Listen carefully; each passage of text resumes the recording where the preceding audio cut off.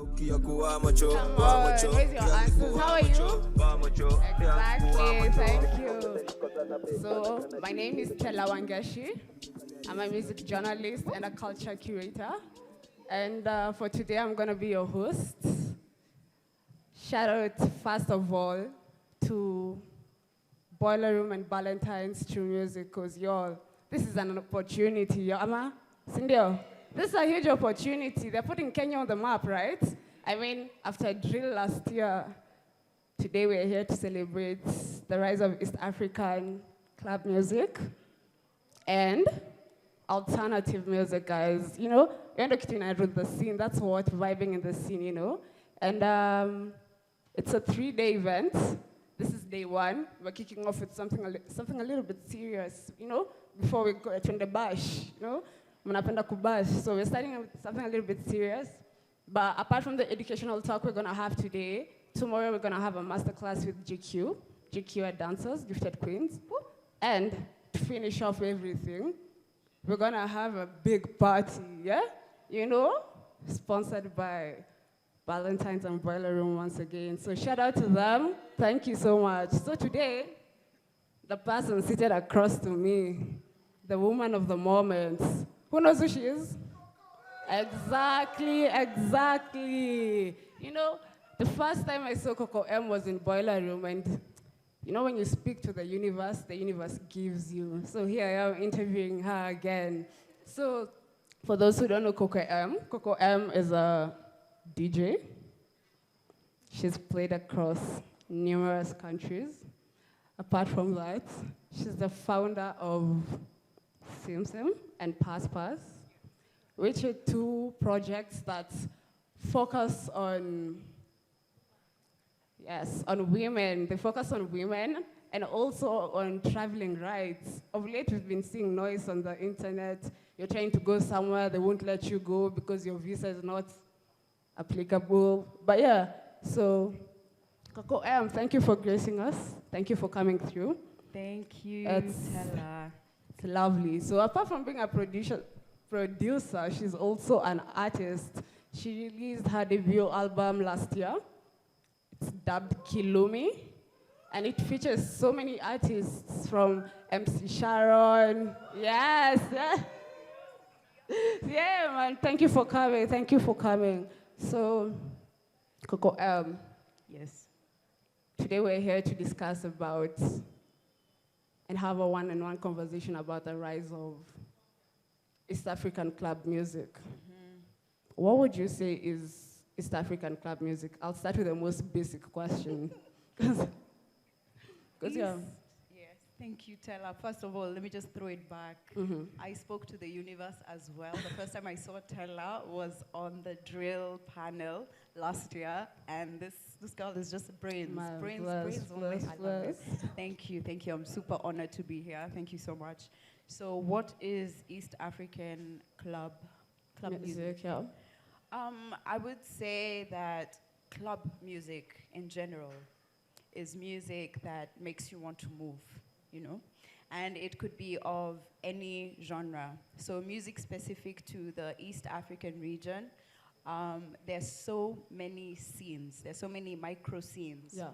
And there's people getting down in the underbelly of Nairobi that we don't even know of, sure. of Uganda, Tanzania, Rwanda. So music in the scene that kind of makes you want to get up off your feet and move.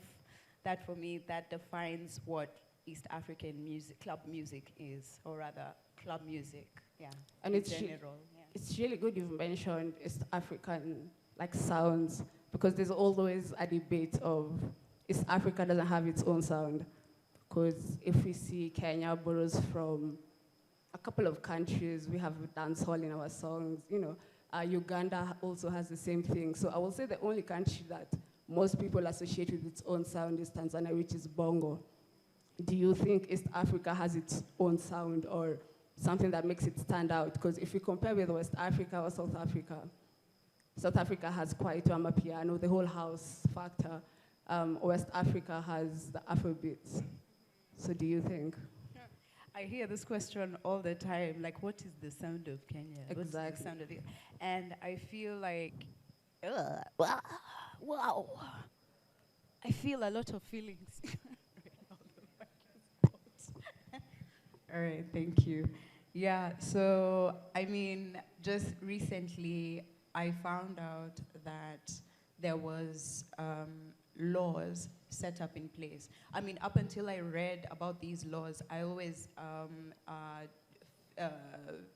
made them up in my mind to make it make sense why there was no sound in Kenya in particular. Yeah. And the reasoning behind this, I felt, was that a lot of the cultures back in the day, back during colonialism, pre-colonialism times, were stripped from the people, and a lot of them were demonized, and there was a lot of censorship back in the day as to what you could present. Even when the studios came up in the early 40s, the early 50s, there was still some sort of censorship as to what you could bring forth from your own culture. Yep. But the beauty of this space is that we have so many cultures, we have so many diverse languages, so many, rituals that,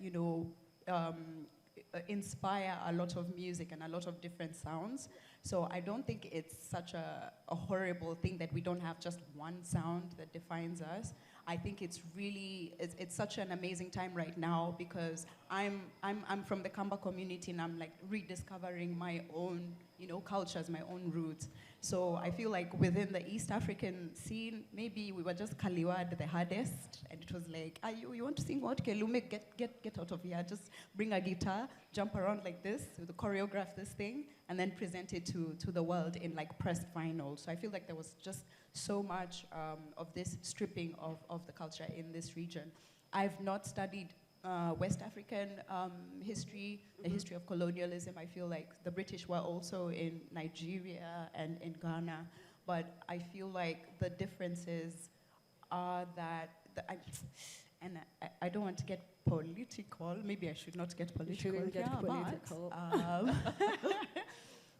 A lot, even from the dates of getting our independence moving forward, there's still a lot of control. Even if we don't see it, it's still there. Mm-hmm. And the fact that we were stripped raw and something else was pushed upon us, like Christian, Western religions, then now you're starting from a base of who am I? Okay, I love God, but like who is God? Okay, fine. Okay. I hear like the Nyatiti playing. What is this interesting thing? So we're now rediscovering our own cultures and creating new things. So it's just, a big melting pot of a lot of things going on here. That's super interesting, the fact that you're saying you're still discovering yourself. With your EP last year, Kilumi, we experienced a lot of sounds in terms of production, in terms also of the lyrical capability, and got me thinking, how did you get into music, and how did you transition into majorly being a DJ? Because we don't have a very large house or large many fans that support house if we compare to other genres like hip hop and all that. So how did you find yourself establishing your whole identity and even getting into the genre and making it your identity? Okay, so getting into music in general, I grew up around, my ancestors have come for me, Ali. Yeah, so I grew up around a lot of music. There was a lot of vinyl when I was growing up, a lot of Lingala music, playing Kina Kofi, Madilo, all of them, Peeps. There was Madonna, there was ABBA, there was Lucky Dube. So basically it was such a huge mashup of music that my parents were listening to, that my mom was listening to. And it was by force that I listened to this music. So we grew up with this music. And for me, the way I relate to music, it has to make me feel something.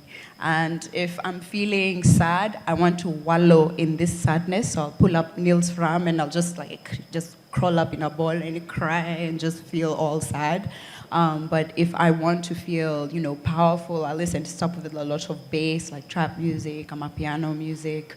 If I want to, just get into my Bobo Shanti, my Ital phase, I listen to Israel Vibration and them. So I feel like I started relating to music by the way I was feeling and the emotions I wanted it to kind of, bring out in me or like to evoke in me. So I continued through college listening to, I had a rock phase also, like System of a Down, just emo. And then finished school, started my work as a photojournalist at Nation Media. But I had a Facebook page, back when Facebook was Facebook, and you had to go to someone's profile to see what they were doing, if they were still alive. So I used to post music on my Facebook page religiously. I'd be like, this stuff is so good. And then I'd just like go like my own posts, because I had like very few followers back then. And I had a friend who encouraged me to try out DJing. And up until then, I didn't think it was anything that I could do. But something made me, I think it's the universe, made me buy a controller on eBay. A friend of mine helped me, have it posted to his address. And I had it in the house, and then I made my first mix in the bedroom. So that was like my introduction to actually, putting out a public-facing product for the, for the world, yeah. Was it like a house mix, or what was it? It was Kwaito and hip-hop. And like random sounds, just stuff that was inspiring me in that phase. That was my hip hop phase. Apondi is somewhere here. She knows my hip hop phase. She's the only one at the Alcock. No, she's not the only one, but yeah, I had a very deep hip hop phase. Yeah. Okay. And what do you think is the connection with music and its motherland? And its motherland. I mean, let's say you said you're from the Akamba. Yeah. And if you want to feel something, you have to produce something that you have connection with. So what do you feel is the connection between music from a specific region with its people and like the area? Okay. So I feel like sometimes music has zero connection to the motherland. Like it depends on like the purpose for which you're producing this music for. But I mean, if we're describing motherland to be like your roots or where you're from, I feel like music is deeply rooted by the vessel with which it's produced through. So if you have a deep connection to Westlands, for example, this roundabout, and you produce an EP that's inspired by this roundabout here with all the traffic, it's rooted to something you fully believe in, and you're the vessel that's gonna like produce this and put it out. So I'm not super inclined to be, the way peeps paint us in Wakanda, the way it's just like motherland, just like, I feel like the land in essence or your environment inspires what you bring out. If you grow up in an impoverished area and you have certain experiences and you bring those out, you're rooted within your mother, your land, your space. Yeah, so, and I feel like a lot of people in the city are uprooted from their cultures as well. Unless you're going to shags every other weekend with your parents, some of us don't even know our languages. Me, I know Kikamba. I was speaking Kamba until I was 3 years old. And so some people are still rediscovering these roots. So I feel like it's not such a bad thing that you draw inspiration from places that's not per se your roots or your motherland, but that to me is like anything where you base yourself can be your motherland or your space. Yeah. Okay. Does that make sense? It does make sense. It does make sense. It does make sense. Okay. I think that will usher us into the first break. We're gonna play a song from our very own Coco M. Of her project last year, Kilomi. Yeah. Also, guys, remember, this is a safe space. You're free to be yourself. You're free to stay true, okay? Land first, land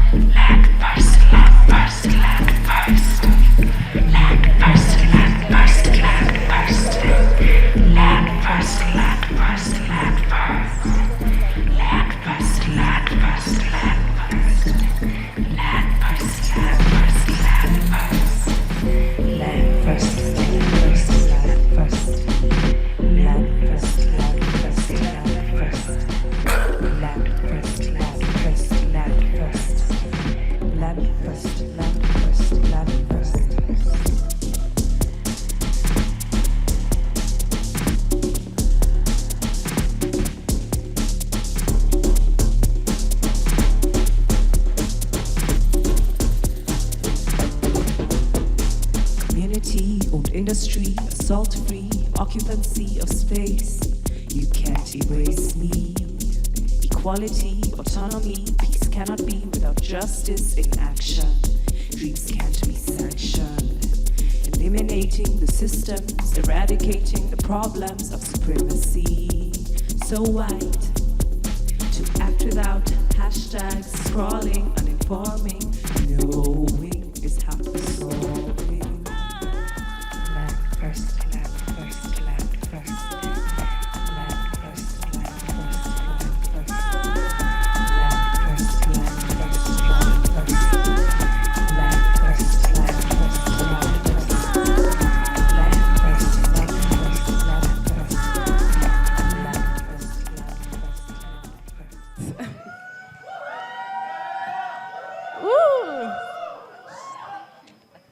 All right.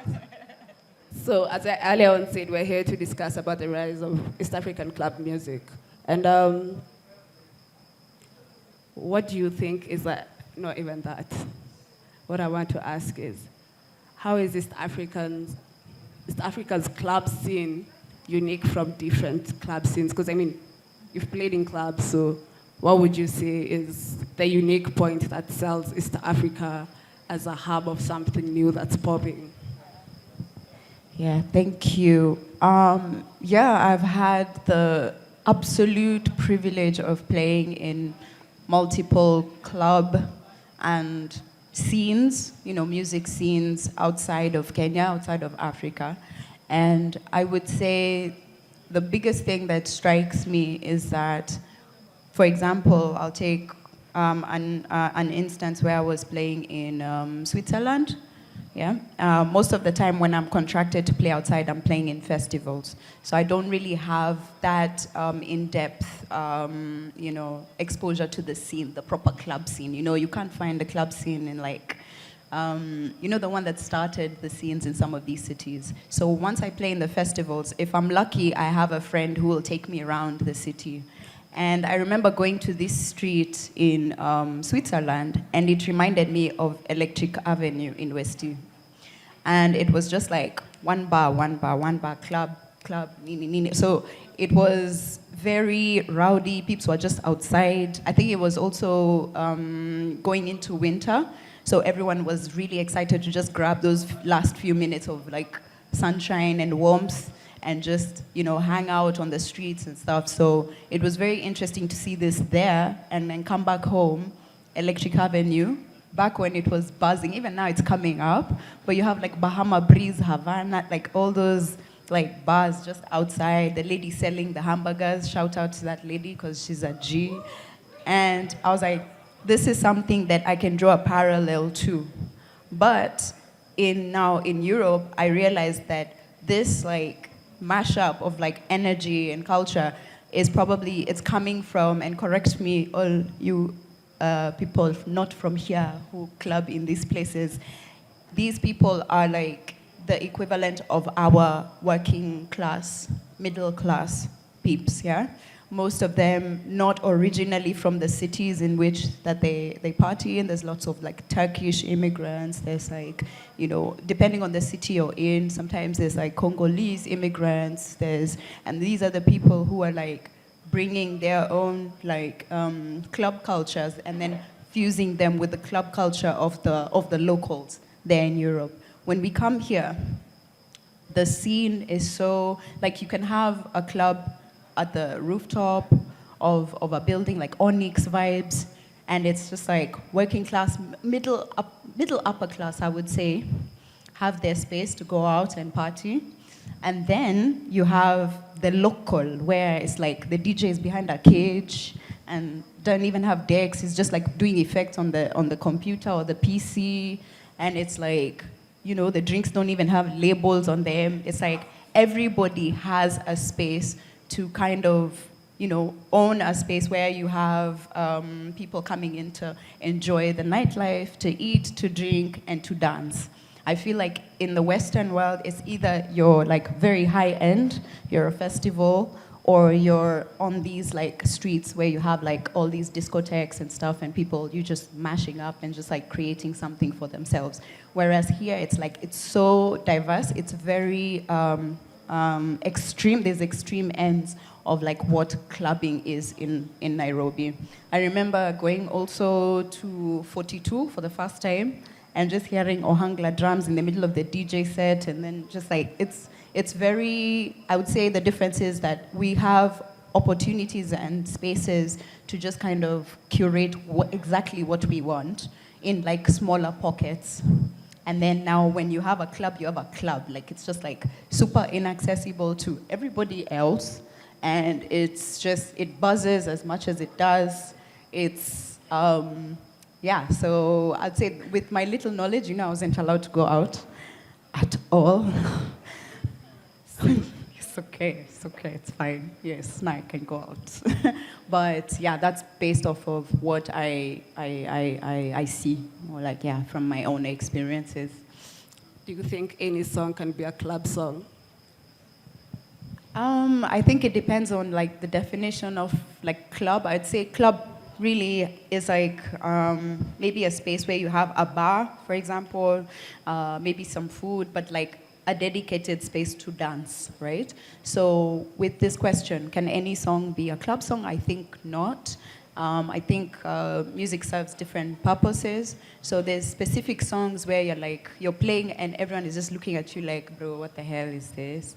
And then the songs which, from the first note, everyone is just like standing up at their table. I don't know why our clubs, we have such small dancing space. We have this dancing space, and then there's just tables everywhere for drinking and stuff. But yeah, I don't think any song can be a club song. It's like specific songs. Yeah. Okay. So, according to me, I think Kenya has this talent of producing club bangers. I mean, we all know the song of the moment right now. Do you guys know it? Angie. Yeah, come on, guys. Gosh. Anyway, so we have songs like Angie, which I feel like they really elevate an artist's presence or something like that. But do you think that the club industry has had any role to play in the entertainment industry in terms of perhaps popularizing a song or making a different effect with it, like what TikTok is doing to songs right now? Yeah, I feel like clubs before TikTok, before IG, clubs played a major role in boosting the careers of different artists. And depending on who you knew, maybe you could get like your song played by a DJ. If you knew the DJ or you knew the owner of the club, you could have them play your track. But I feel like the success of, like, say, for example, Angie, has to do a lot with the work behind the scenes by the people who actually push the music. And it's a combination of both social media, just being like very smart about who you're, pushing your music to, super aggressive, like, long mailing lists. We email everyone and their mom and everyone with this song. And then the club plays a very big role because ultimately you've pushed all this music. People can't be like clubbing in their bedrooms. I guess during COVID we were clubbing in our bedrooms, but now we want to club in clubs. So you need to also work in tandem with club owners. And I feel like they do occupy a very important role in in artists' careers and stuff, yeah. Okay. And you've mentioned like the work behind the scene. We don't have labels in the country at the moment. I don't think we have, we do have labels, but I feel like they don't really serve their purpose. Apart from, let's say, Calligraph's Blue Ink, or like these mainstream artists who have created their own labels due to availability of funds, I feel like the rest of the artists are still struggling, right? And do you think it affects our product? Because I've seen some alternative artists who've released the songs solo and independent with no help from labels in Kenya, and they've been able to make it. But on the other hand, I'm also seeing artists who deserve to make it but are not able to make it. And in conversation with them, you get topics such as lack of labels or lack of representation. Yeah, I think that's another thing that makes our music scene in East Africa stand out from the other scenes. I feel like label culture, even having a manager or, running a music as a business, music business as a business, is something that we are not yet used to, but we are now growing into. And a lot of artists are discovering the importance of understanding the roles that labels play, the roles that managers play. And with institutions like Century East Africa, we have a music business module where we kind of expose the upcoming artists to what your possibilities are. As an independent artist, you have an EP, you're just starting out. Do you want to go the label route just yet if you don't really know what your sound is, what your brand is, what you want to package and put out into the world? Are you ready for this? And if you are, which direction are we pointing you to? I think I know some labels, I think, that operate. I cannot speak on them because I've not, researched on them. But I feel like this push that a label gives makes sense at a certain stage in artists' careers, where you feel like maybe you've plateaued and you could do with the extra push for your brand. The network that the label offers sometimes can come in handy, but with the new digital age, there's artists who are making do without a label, without even a manager, just based off of how organized they are with getting their micro scenes together, getting all their contacts, making them know about their next shows, how tech savvy you are on TikTok, on IG, on Twitter. This has offered a new opportunity for young artists. So I feel like in this age, it's possible to make it without a label. However, there's people who don't have that privilege of having this network, of having access to this network. So maybe these are the artists, maybe you're talking about who are talented, have everything together, have the press kits together, but can't make a break because they've tried everything on TikTok. Not the right people are not the ones liking their posts or giving them a chance in the clubs and stuff. So I feel like, we still have a long ways to go. And we need to just continue exposing ourselves to this information. Just know what serves you best. Know where you're at as an artist. Know if I hop into a label, will they now want to control what my sound is or what my image is and stuff? Or what label is even correct for me, or do I even really need a label? Yeah. Okay, thanks for that. And what would you say are some of the milestones that the East African club scene has achieved in the past, let's say ever since its existence? I would say a milestone, maybe throwing it back to when there was such intense censorship with what you could see on TV or listen to on the radio or be exposed to outside in the scene. I feel like we're a lot more freer now to just I was going to say express ourselves and to we have a lot more platforms now. There's a lot more possibility now for an upcoming artist than there was possibly 20 years back, where you had the top 5. There was Carnival, there was the clubs, the people who go clubbing. You guys know what the clubs are. I don't know the clubs, but now there's a lot more platforms for people to showcase their work. There's a lot more happening in the live acoustic music scene with spaces like, long time there was Nyama Mama, now there's Gecko. There's a lot more opportunity now within the scene than there was back then in the early 90s. Obviously, the digital age has, boosted the possibility of you getting seen and discovered. Yes, can you remind me the question again? Question has gone. The question is, what are some of the milestones that the East African Club has achieved? Thank you. Yeah, the rise of education as well. Just you know, when you did music, first of all, I think there was only 2 people who did music in my high school. And when you left, that wasn't seen as a serious career path, right? For its own reasons. There was a lot of political reasons back then. Artists, poets, actors, all of you were nyangao. You people were trying to, you know, overrun the government. You were speaking too much, you're too loud. Obviously, like, there was no security within the arts back then. But now there's a lot more possibility. Right now, with the opening of the world, I would say, becoming a global village, I can make a song right now and have someone from Mexico be like, hey, what's up, I want to collabo. And then, like, we make something. And if we're lucky, we, you know, square some coin and we go on to a small tour. So there's a lot more possibility right now. Yeah, I would say these are the milestones, opening us up, you know, having us just free to express ourselves. I think we're the loudest mouths on Twitter as Kenyans. Like, no one can. Shout out to KOT. Thank you, KOT.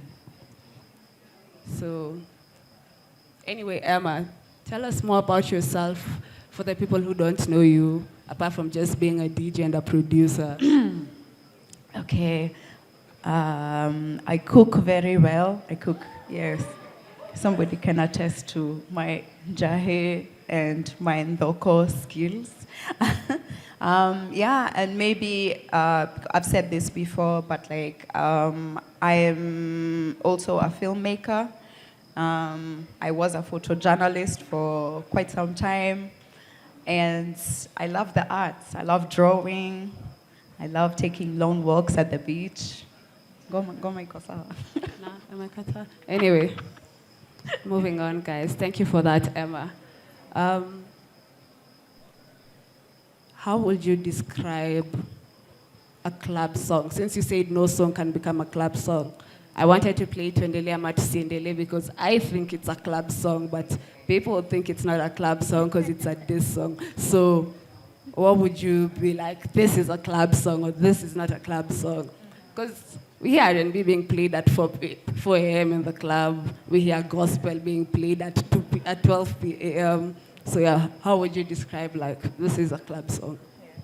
Personally, I agree that Tuendele Ama Tusiendele is a club song. Thank you. I think a track that elicits like a feeling of just a feel-good feeling. I think people go to the club either to overcome like heartbreak, where they go drink at the bar, then they just listen to some heartbreak songs, or they want to feel good, they want to go onto the dance floor and sing. So a lot of pop music plays on the fact that you know the lyrics, or the lyrics are just crystal clear, you know? And so you can sing along to this. And it kind of embeds a memory for you with your friend when you were drunk at 4 a.m. listening to, I don't know, Living a Vida Loca, whatever it was. It's like something that kind of elicits a feel-good, like, you know, sense in you, and you can hold hands with somebody, you can come to and just like do a slow rumba dance, or like you can jump up and down, feel mighty, feel powerful. I feel like I'm slowly retracting my sentence that I said that no, not every song can be a club song. But yeah, I feel like for me, it's whatever makes me feel, it's something that strikes my brain. I can't even explain it. But even when I'm set collecting for my DJ sets, it's like I can go through 27 albums and pick 4 songs. And those 4 songs did something to me. Like they made me feel powerful. They made me feel good. It's a song I want to play over and over again. Something catchy, something with bass, you know, something that you can 2-step to or fall on the floor to the whole night if that's what you're looking for. Yeah, so that would be my personal description. And when you're asked about the club scene, do you think local music makes the club scene? I mean, we always had this conversation of 70-30, full 100 about playing Kenyan music. Shout out to Radio 254 for always enabling the vision. But when our songs were big, like for example, when Gengeton was a big genre in the country, was it played in other places? That's what I mean when I'm asking, do you think that the local scene forms part of the club scene? I think the local scene is a huge part of the club scene, but it kind of occupies its own territory. Um, Again, I go back to how we've been influenced by so many external factors, such that even our music reflects these external factors. Like for Gengetone, for example, it sounds like reggaeton, sounds like, dance hall, sounds like, Caribbean, some soca music. So it's like everything that has inspired us makes us unique, and the spaces we occupy, we should just like occupy them firmly. I feel like the clashes or the tensions come in when it's like, you guys, Kenyans only play bongo and Niger beat in the club. I feel like there is a deep appreciation for everything in this country. This is the scene where, like, I heard an Amapiano artist say, I have a bigger audience in Kenya than I do in South Africa. It's really wild. I mean, they always say if you want to make it, you gotta stop in Nairobi first. That's true. That's true. So I feel like we have deep appreciation for everything, such that some people feel it overshadows what we make.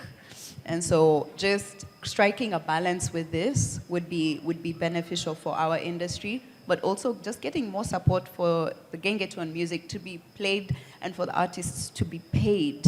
That would really help them go further and have their music playing in South Africa even. Like, I'd love to see a Gengetone scene in South Africa. So just appreciation for everything is there. We love music. We love a good time. We love partying. We love music.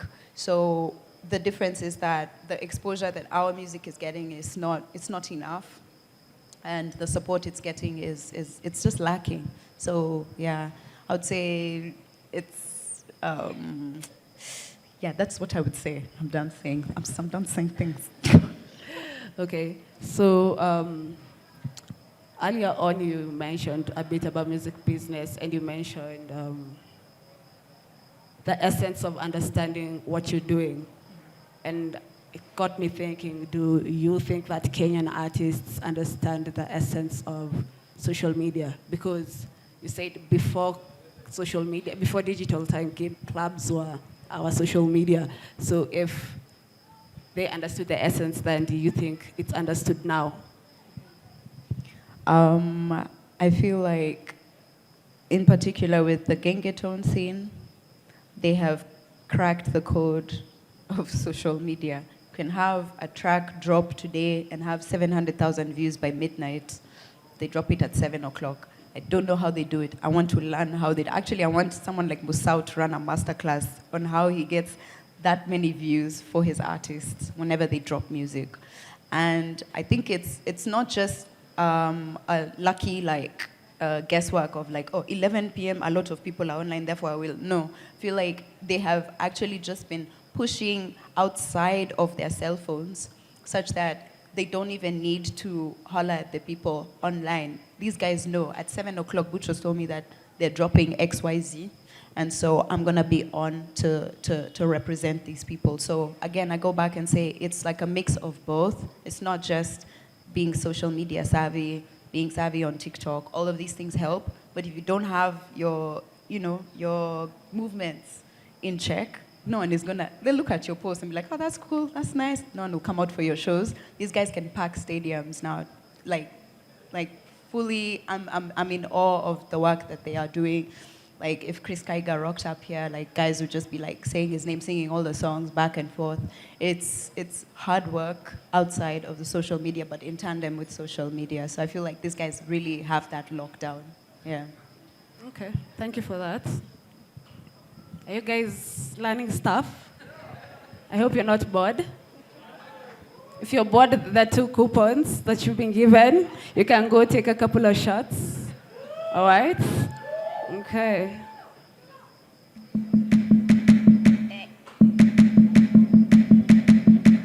Sitting at the corner, me and Susie know we ain't got no worries. We are looking like the owners, sipping on Coronas, looking at the phone. All them pretty boys come and tell us how they want. Mambo ni kungoja, haki utangoja. Sinaga matime, tangu waiting na vioja. Planning how we want, take over the walks, riding on the drums and the clap and the bass goes. Shake it down like that. With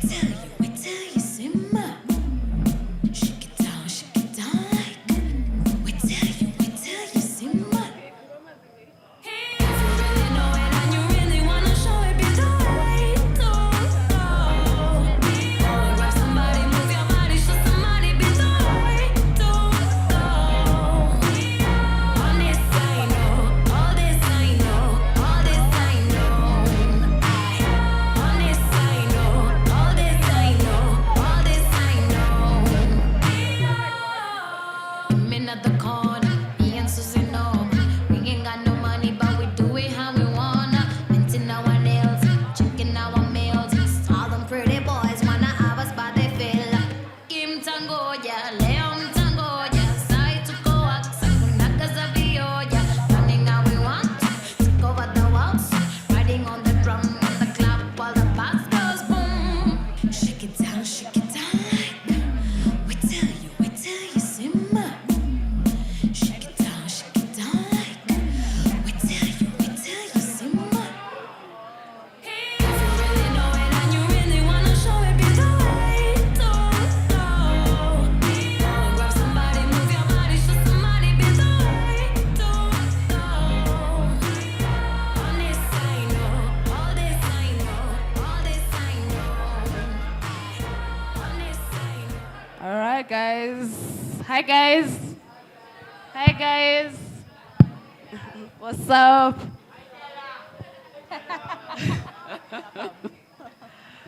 Thank you for coming through. Thank you, everyone, for coming through.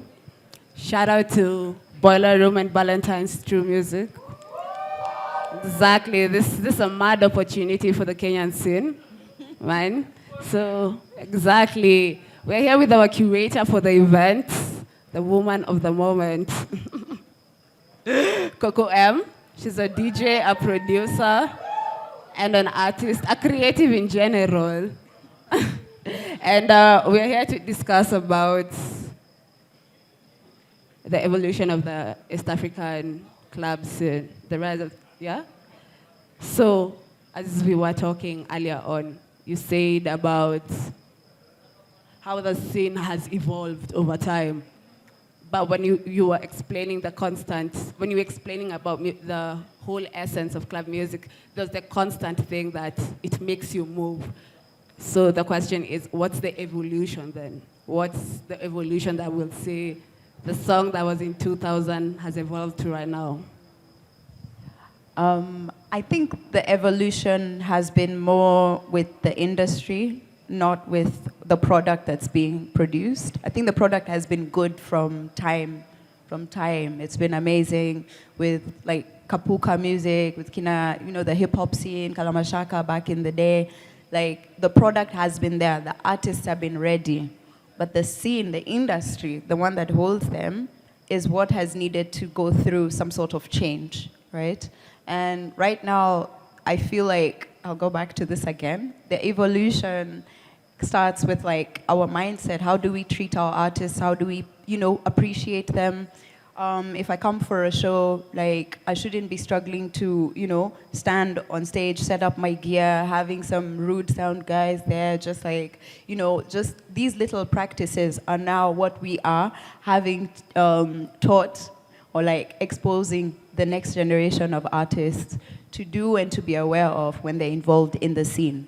And scene has micro scenes within it, smaller communities, smaller niche communities within this scene, and they have to operate as an ecosystem as well. We're still a long ways away, I will say again, because there's a lot of toxicity within some scenes, there's a lot of competitiveness. It's like that KCC mentality of like, if I'm not index 1 or 5, I am a failure, so I have to get it. And once I get it, I have to hold on to it forever and ever. I'm not making room for anybody. So there's been a lot of growth in this respect. I see a lot of people bringing on board more diverse artists, trying to hold their hand, trying to create spaces like these, trying to guide younger artists moving forward.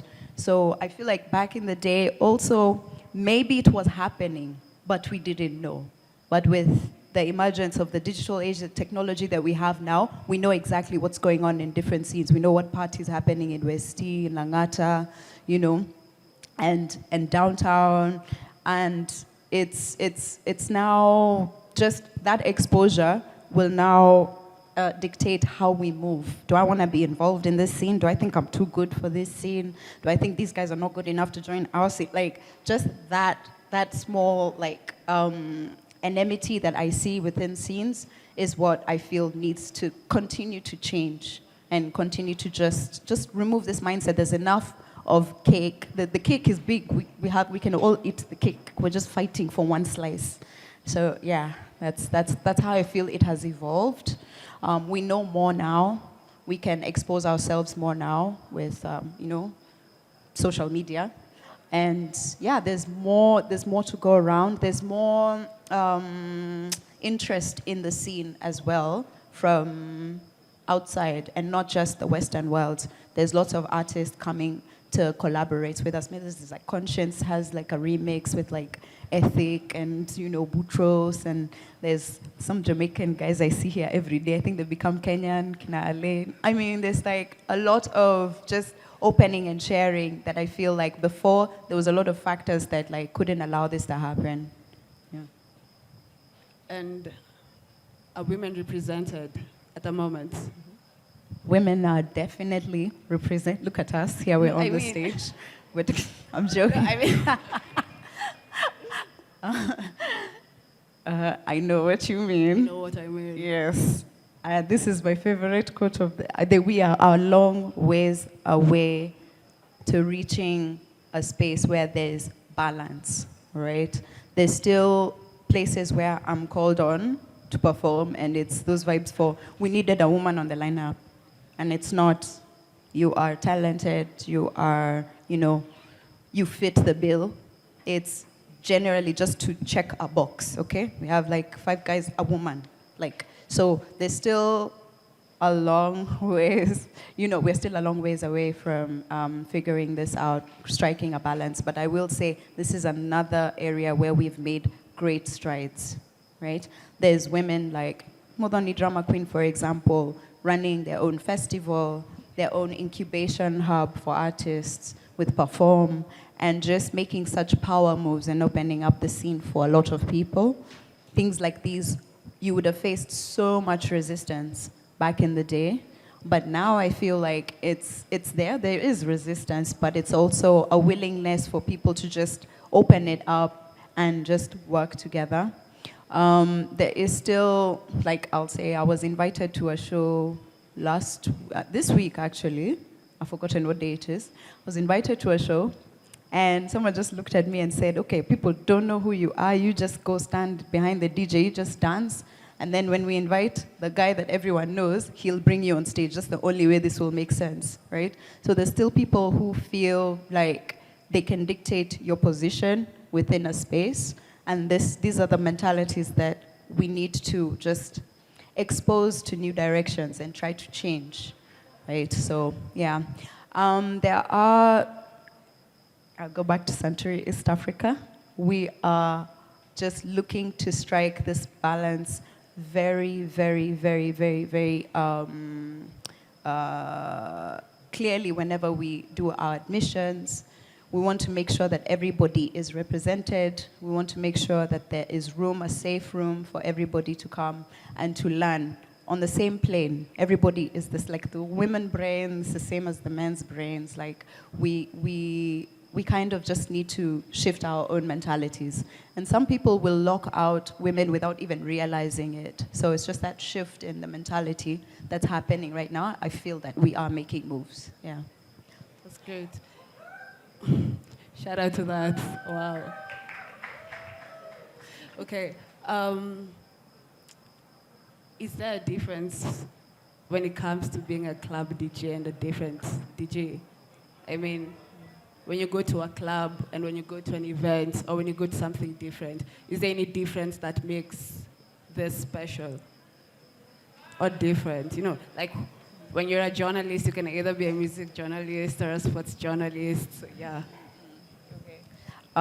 If I'm contracted to play, say, a wedding, for example, I'll come dressed like this, make up, have my cute decks set up somewhere. I'll usually have been briefed by the couple which tracks they would like to listen to, and just feel the aura of the space. And that will dictate my curation. When I'm going to the club, so I'll play, like, it depends on the club. Again, it depends on the scene. I'm very, I would say, am I lucky? I love a lot of different genres. I can play a reggae night if I want. I can play a hip-hop night. I can play a house night, Kwaito, Kuduro, like, depending on the space that I'm going to play. I kind of immerse myself into the space or try and visualize who I'm going to be performing for. So I feel like with regards to being a DJ, maybe in the scene, what I've seen is the biggest difference is like mainstream DJ and then alternative, right? So as your mainstream, you must know all the bangers. If you take yourself to a club in CBD, Kitambo when Tribeca was up, and you didn't know the bangers, you're finished. You're finished. Nobody will be dancing. Everyone will just be like having a horrible night. And then if you bring someone like me to that space to play, I'm done. I won't be able to like adapt and play for that scene. So I would say, yeah, there's a difference between the different clubs or the scenes, depending on who you're playing for or where you're playing. Yeah. Okay. And I often like to think, actually, I asked you that question because I like to categorize DJs and like everything. I feel everything needs an order in life. Like you have to know what you're doing so that you flourish at it. So I feel like over time, DJs have been able to evolve and into branching out from just being a DJ and into being like a club DJ or being a wedding DJ or something like that, right? And it got me thinking, first of all. What are some of the challenges that we will say that you faced in your time as a DJ over time? Some of the challenges. Maybe just going back to when I was starting out. I think to get to a place where you have your name and your package correct, you need to do some field work, some track work. Mm-hmm. So I played a lot for free and for empty spaces. Now, when I look back, I feel like this wasn't so much of a challenge as I thought it was. I mean, obviously, nobody wants to be playing for like one person. I mean, shout out Judy, I love you. My sister was there, the bartenders were there. But like, it kind of shaped my path, because that space where I was playing, I thought no one was listening, but people come back to me and they're like, hey, you guys, I heard you in 2018. I was like, what? 2018? Playing for who? So I feel like it's a perfect space to grow also. But then again, it's quite challenging to bring yourself from work, pay for your own meal, just like burn a couple of hours there for no money, go back, continue your work. Like, it was quite intense for me to strike a balance with in the beginning. Secondly, being taken seriously whenever I go to venues. I just remember we had a small experience here just now, which reminded me of an experience I had at Ngong Racecourse, where I walked in confidently. My face was on the poster, but the security had no idea who I was. They were like, turn around and go back. I was like, I swear to God, I am the one. I'm the one here. This is my face. And because I think sometimes I look like a small girl. Yeah. They were like, nyinyi tunawajua mnakujanga hapa kute. So it's like they were treating me like a groupie, basically. Oh, yeah. So being taken seriously has been something I've had to, one, just like put on a serious face. First of all, no smiles, just like resting BITCH face. Two, just be more assertive with what I want. Three, reject some opportunities if they're not serving me. Right now, I'm in a position where I can reject them. But back then, I had to play that gig and get that coin and pay that rent. So I had to nyenyekea and be like, swear down, it's me, why, just like let me in, getting in there. Getting set up by people who are just, I don't know why, it's like they don't like their jobs. So I come in and I find there's no table for my decks, and I have to DJ on a stool. There's a gig I played at Racecourse, I was bending over like this on a stool because they had no space for my stuff. People not honoring tech riders also. You tell them, I want XYZ, you arrive there like, this is what we have. And half of it is broken. And it's like just being treated with some level of respect. Even when you don't know the artist, I feel like we really need to do this. We need to start doing this, treating everybody with the same level of respect. I remember one time also being told, let us all stand that side because Burna Boy is coming to sit here, and we can't be all breathing the same air, so you all just like stand outside the tent. And I'm like, oh, okay, I mean, fair enough, Burna Boy is Burna Boy. But like, it's just that the way we treat our artists, I've fallen victim to so many mistreatments that I couldn't get out of, that now I can. but they shouldn't be happening, you know? If you have money to host people, excuse me, if you have money to host people, you host them well. Yeah. Right? So those are some of the challenges I faced. Aside from that, there's, just figuring out the brand, figuring out myself, figuring out what I want to play. And yeah, in some sense, I just have to step up and do me. Like, that was what I was told. Before I did the first Boiler Room, I was just like freaking out. I was like, oh, I don't know, what do I do? And it's like, just do you. Just come present you. And that's enough. That's why you're here. That's why we've brought you here. So figuring that out has been a challenge, but it's also been a beautiful journey to go through. Cool. Okay. Thank you for that, Coco M. That wraps up our first conversation.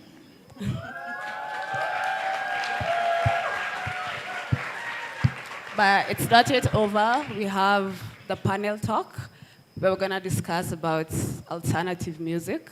And still, we have day 2 and day 3. So thank you for coming through. Shout out to Boiler Room and Valentine through music. And remember to stay true, guys. This is a safe space. Don't do funny things. Just be happy, enjoy yourself, have fun. You have coupons. Use them, okay? Okay, thank you. Thank you.